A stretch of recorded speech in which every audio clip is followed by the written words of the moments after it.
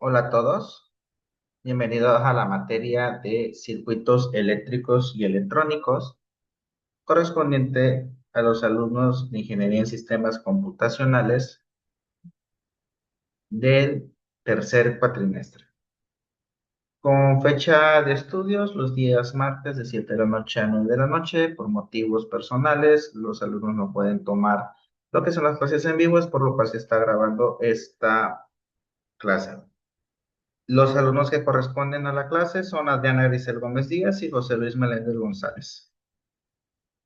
Es nuestra cuarta clase ya, vamos un poco más de lo que es la mitad de la sesión, son 6 clases, llevamos un poquito saliendo ya de las clases, perdón, del curso. Ok, déjenme compartir pantalla, denme un segundito por favor, ahorita vamos a dar una retroalimentación de lo que dimos la clase pasada. Permítanme.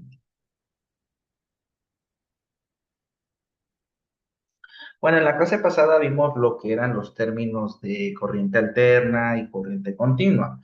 Son los dos tipos de corriente que actualmente existen en el mundo de la circuitería, ¿no? Del mundo eléctrico. Entonces, la corriente comúnmente alterna es la que siempre vamos a encontrar en los hogares. Es la más común, por decirlo así. Recordemos que es la oscilación de corriente más utilizada en cuestiones de casas, hogares, pequeñas empresas, etcétera, ¿no?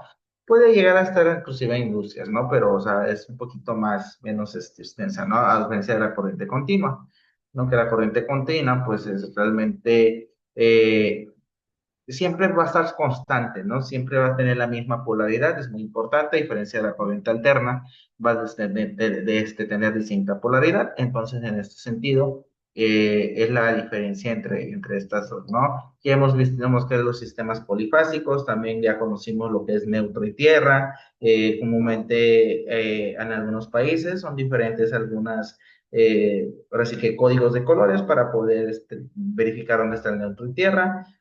También vimos lo que es el sistema monofásico, que es un cortocircuito. Recordemos que el cortocircuito también es algo que nosotros debemos evitar como futuros trabajadores en electrónica, porque sí es el punto quebrantable, ¿no? En el momento de que no hacemos un circuito debidamente correcto, ¿no?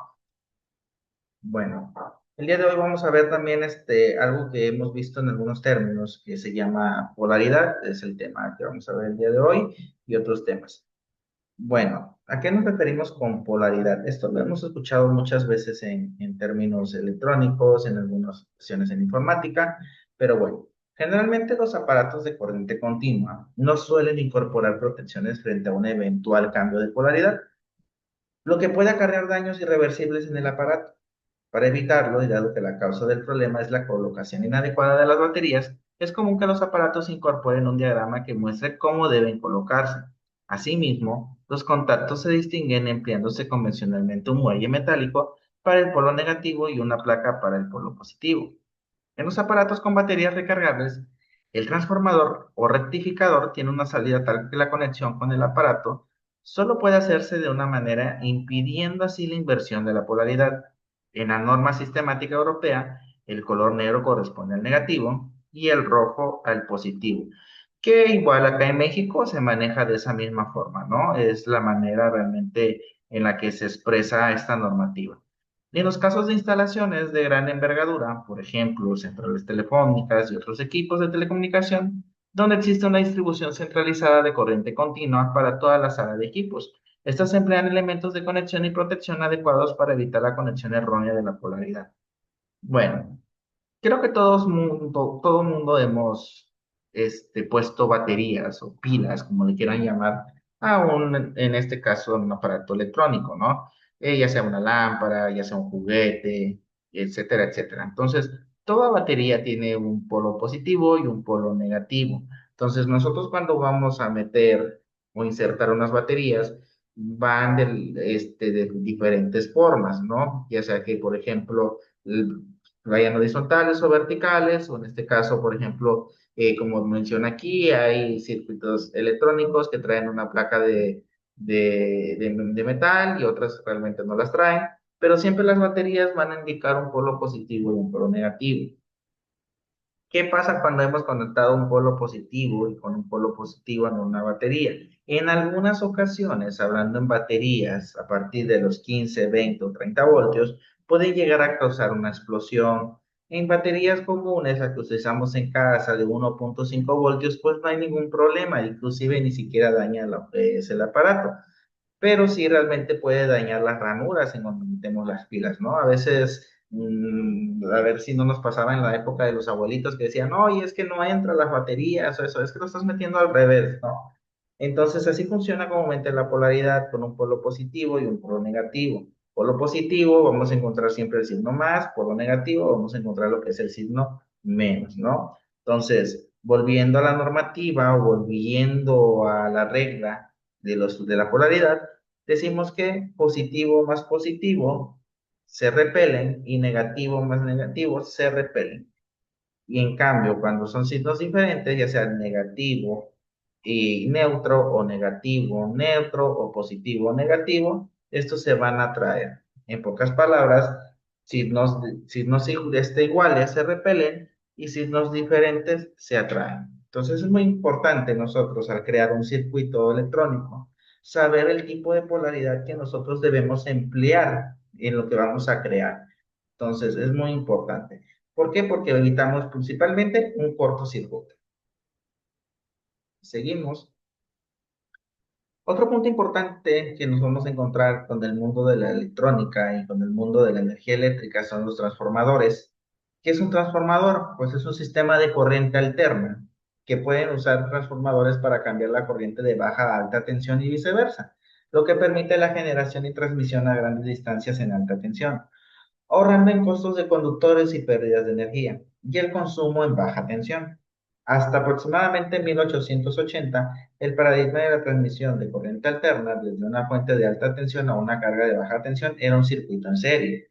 Los transformadores de núcleo abierto con una relación cercana de 1 a 1 se conectaron con sus primarios en serie para permitir el uso de un alto voltaje para la transmisión y presentar un bajo voltaje a las lámparas. La falla inherente en este modo fue que apagar una sola lámpara u otro dispositivo eléctrico afectó el voltaje suministrado a todos los demás en el mismo circuito. Se introdujeron muchos diseños de transformadores ajustables para compensar esta característica problemática del circuito en serie, incluidos los que emplean métodos para ajustar el núcleo o evitar el flujo magnético alrededor de una bobina. Los sistemas de corriente continua no tuvieron esos inconvenientes, los que le otorga ventajas significativas sobre los primeros sistemas de corriente alterna.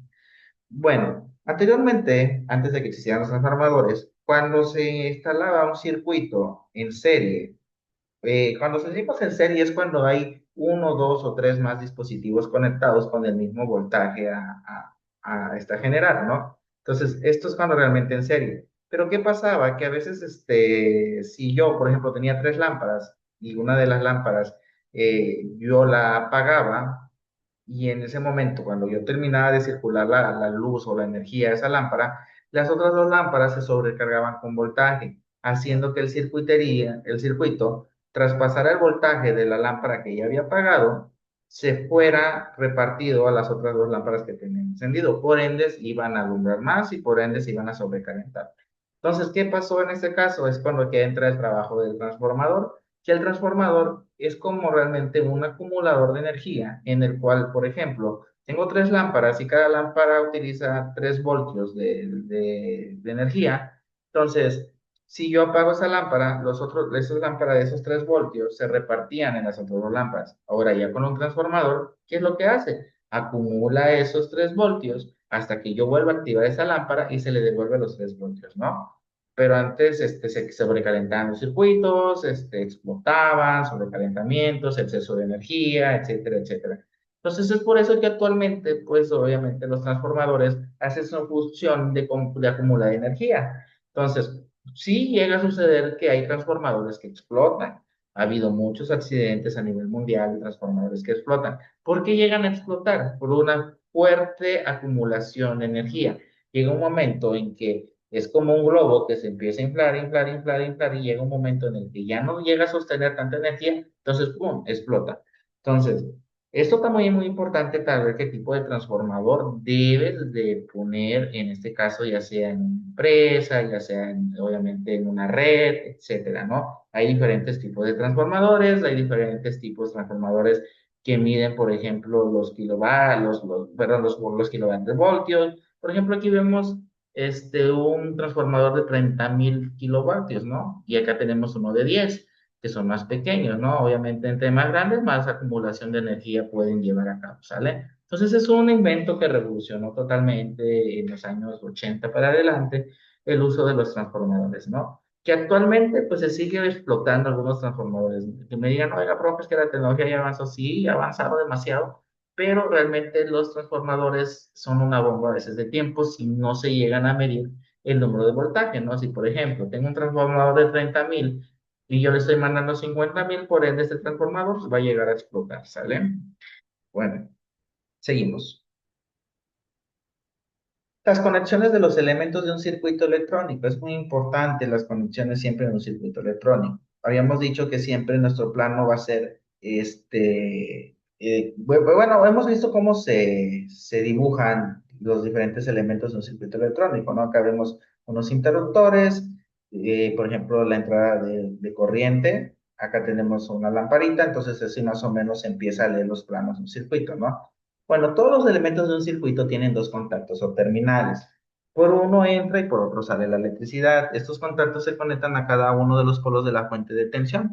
¿Cuál es la fuente de tensión? Pues una pila, una batería, etcétera, ¿no? Los motores pueden girar en sentido horario o en sentido antihorario, según cómo se conecten a la fuente de tensión. Debemos tener cuidado al conectar los portalámparas y bombillas, ya que existen varios modelos de cada uno requiere una determinada forma de conexión y los elementos se pueden conectar con conductores mediante ya sea clips, pinzas, tornillos, soldaduras o nudos, ¿no? Bueno, esto es cuestionmente, estamos hablando de un circuito sencillo, ¿no? O sea, la forma de lo que es. Pero sí, siempre va a haber, en este caso, los motores, ahorita vamos a ver cómo trabajan los motores, pero sí hay motores que giran anti-horario y algunos en sentido horario, ¿no? Todo depende, vuelvo a repetir, cómo nosotros coloquemos el circuito. Los conductores se pueden sujetar al soporte mediante cinta adhesiva, cartulina pegada o grapada y sujetacables. Acá podemos ver algunos ejemplos en algunos circuitos, ¿no? O sea, todo depende de la estética. Recordemos que igual en cuestiones de circuitería electrónica, se ve la estética totalmente, no hay que ver una estética, no hay que tener cables acumulados, cosas que se vean mal, ¿no? Cosas que sean entendibles. Los empalmes pueden ser mediante clemas o clavos, los conductores se pueden sujetar al soporte mediante cinta adhesiva, cartulina pegadora rapada, sujeta cables. Los empalmes pueden ser mediante clemas o clavos, la sujeción de las pilas al soporte puede ser mediante clavos y goma elástica, cartulina grapada o pegada, ¿no? Acá vemos algunas imágenes de ejemplo de cómo se puede sujetar un motor, una, obviamente lo que es una batería, dependiendo del circuito que nosotros tengamos, ¿no? Muy bien, motores eléctricos. Otro invento muy importante que está desde antes que los transformadores, los motores eléctricos, ¿no? Es muy importante hoy día en día los motores, ya que los motores revolucionan principalmente lo que es el medio de transporte que nosotros conocemos como un carro, como un avión, como un barco, un tren, todos los medios de transporte son gracias también movilizados a través de los motores, ¿no? Hay distintos motores, vamos a encontrar desde motores hasta pequeñitos, motores desde que, por ejemplo, de que nos pueda servir desde un juguete pequeño hasta un motor industrial enorme, ¿no? Entonces, un motor eléctrico es un dispositivo que convierte la energía eléctrica en energía mecánica de rotación por medio de la acción de los campos magnéticos generados en sus bobinas. Son máquinas eléctricas rotatorias compuestos por un estator y un rotor. Algunos motores eléctricos son reversibles, ya que pueden convertir energía mecánica en energía eléctrica funcionando como generadores o dínamos. Los motores eléctricos de tracción usados en locomotoras o en automóviles híbridos realizan a menudo ambas tareas y se diseñan adecuadamente. Son utilizados en infinidad de sectores tales como instalaciones industriales, comerciales y particulares. Su uso está generalizado en ventiladores, vibradores para teléfonos móviles, bombas de agua, medios de transporte eléctricos, electrodomésticos, esmerides angulares y otras herramientas eléctricas. Unidades de disco, etcétera, y los motores eléctricos pueden ser impulsados por fuentes de corriente continua y por fuentes de corriente alterna, ¿no? Aquí vemos un ejemplo de un motor eléctrico, es un motor algo grandecito, los motores se miden a través de caballos de fuerza. El campo magnético, por ejemplo, acá tenemos un ejemplo, es un campo magnético que rota como suma de vectores magnéticos a partir de tres bobinas de la fase, ¿no? Entonces acá tenemos tres bobinitas, que la energía circula totalmente, sigue dando vuelta, los motores van dando vuelta, y ahí, por ejemplo, y aquí, pero así que al final de cuentas depende el motor, ya sea de corriente continua, corriente alterna, aquí va generando corriente, ¿no? Y esto hace que se pueda hacer un impulso a lo que nosotros queremos mover en sí. Seguimos. La corriente directa o corriente continua proviene de las baterías, los paneles solares, los dínamos, fuentes de alimentación instaladas en el interior de los aparatos que operan con estos motores y con rectificadores. La corriente alterna puede tomarse para su uso en motores eléctricos, bien sea directamente de la red eléctrica, alternadores de las plantas eléctricas de emergencia y otras fuentes de corriente alterna bifásica o trifásica como las inversiones de potencia, ¿no? Ya habíamos visto las cuestiones del trifásico y lo que es monofásico, etcétera, ¿no?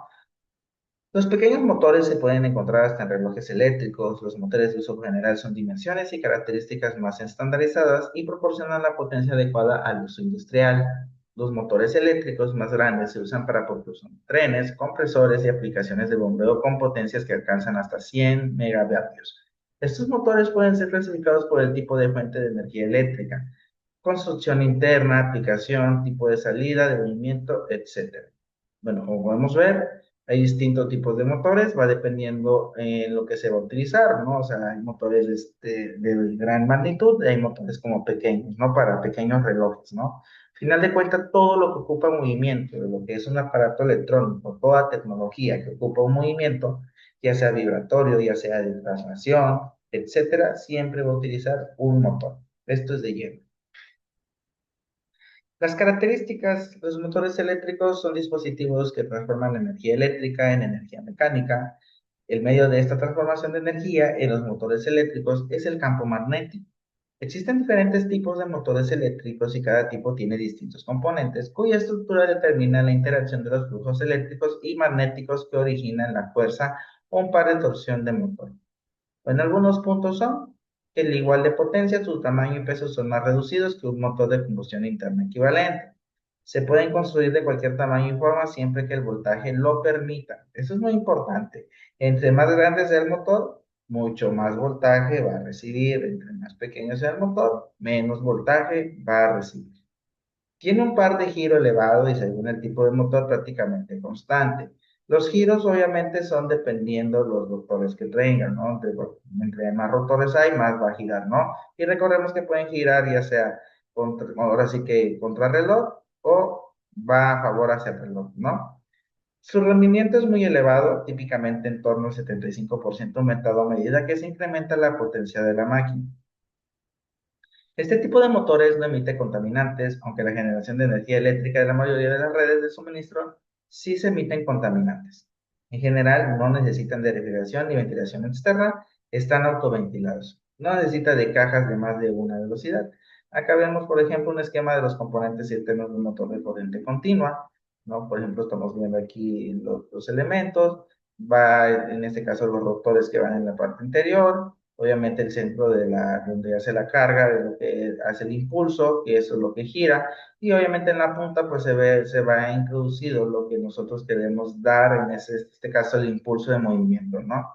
Entonces el giro puede ser, vuelvo a repetir, en contra del reloj o a favor del reloj. Otro tema muy importante a ver es el magnetismo. El magnetismo es el conjunto de fenómenos físicos mediados por campos magnéticos.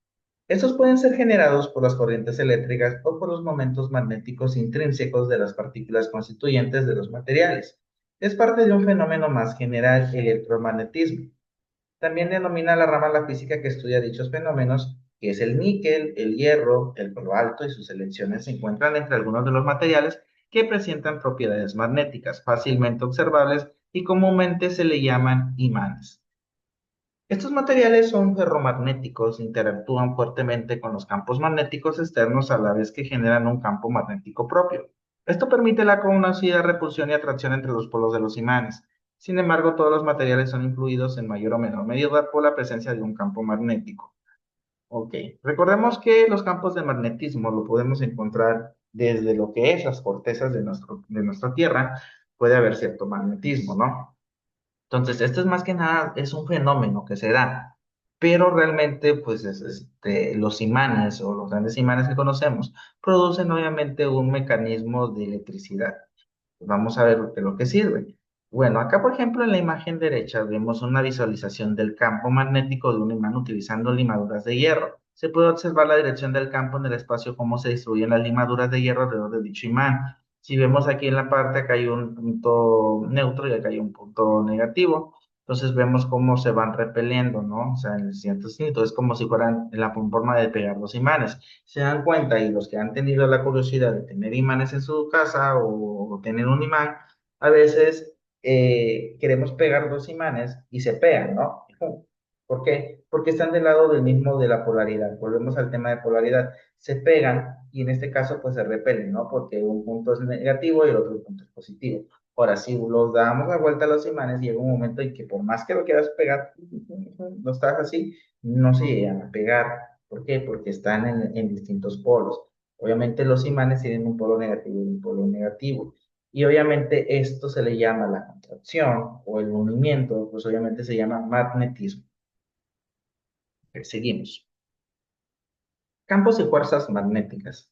El fenómeno del magnetismo es ejercido por un campo magnético. Por ejemplo, una corriente eléctrica o un dipolo magnético crea un campo magnético. Este al girar impacta una fuerza magnética a otras partículas que están en el campo. Para una aproximación excelente, pero ignorando algunos efectos cuánticos, véase electrodinámica cuántica, que no nos vamos a meter ahí, las cuestiones de Maxwell que se implican la ley de Biot-Savart, en el caso de corriente constante, describen que el origen y el comportamiento de los campos que gobiernan esas fuerzas.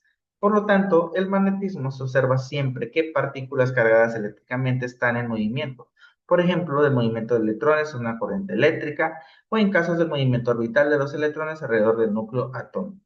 Estas también aparecen de un dipolo magnético intrínseco que aparece de los efectos cuánticos, por ejemplo, del spin de una mecánica cuántica, ¿no? Entonces aquí volvemos, chicos, de los imanes siempre van a tener un polo negativo y un polo positivo, ¿no? Entonces va a haber momentos en los que a lo mejor depende, ahora sí que la forma del imán, va a haber dependiendo que va a haber mucho más polaridad positiva en un lado y una polaridad negativa en otro, ¿no? Entonces así es como trabaja lo que es el magnetismo, ¿no? Lo que es la atracción. Hay otro tema, que ya hablando de lo electrónico, ya no magnetismo, se llama electromagnetismo.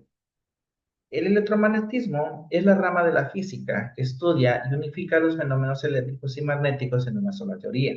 El electromagnetismo describe la interacción de partículas cargadas con campos eléctricos y magnéticos. La interacción electromagnética es una de las cuatro fuerzas fundamentales del universo conocido.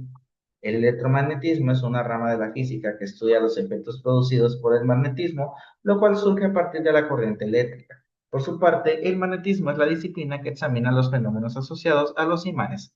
Su nombre proviene de Magnesia, que es un distrito en Asia Menor, actualmente Turquía, donde se descubrieron por primera vez las piedras llamadas magnetitas, que tienen la capacidad de atraer ciertos metales. El electromagnetismo abarca diversos fenómenos del mundo real, como por ejemplo la luz en un campo electromagnético oscilante que se irradia desde partículas cargadas aceleradas.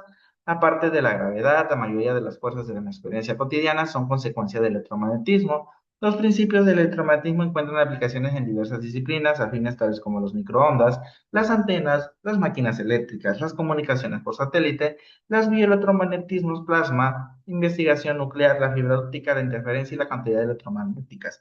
Bueno, el electromagnetismo lo vemos casi diario, la verdad, chicos, inclusive nosotros mismos. A veces, por ejemplo, no sé si ustedes curioseando, a veces una persona está haciendo mucho ejercicio, y su cuerpo tiende a tener demasiada energía. Entonces, cuando se sobrecarga de energía, no sé si os has tocado o tocas a alguien, una persona que está inmóvil o que está relajada, y de repente te da como una sensación de toque, ¿no? O sea, lo tocas y ¡pum! ¿Por qué? Porque las ondas magnéticas de una persona es mucho más alta que la otra y esto se llama electromagnetismo. ¿Por qué? porque obviamente las partículas, ya sean electrones o ya sean neutrones, se contraen y eso hace que haya una pequeña descarga eléctrica, ¿no? O por ejemplo, cuando nos frotamos un globo en la cabeza, eso también es un electromagnetismo. ¿Por qué? Porque hay una fricción en la cual se puede lograr pegar y pues el pelo, ahora sí que también es ahora sí que por ejemplo, un elemento donde corre, por ejemplo, un campo magnético.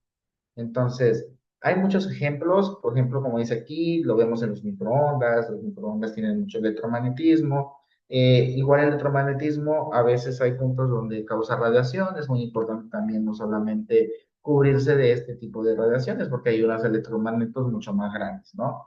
Bueno, acá tenemos una imagen que es un ferrofluido que se agrupa cerca de los polos de un imán poderoso, ¿no? Entonces aquí más o menos la imagen cómo se ve. Bueno, hasta acá vamos a dejar lo que son estos temas, chicos. Ya realmente nos quedan pocos temas. Ya la siguiente clase vamos a ver algunos tipos de circuitos. Vamos a ir explicando lo que es la resistencia, de lo que es un diodo emisor de luz, algunos elementos.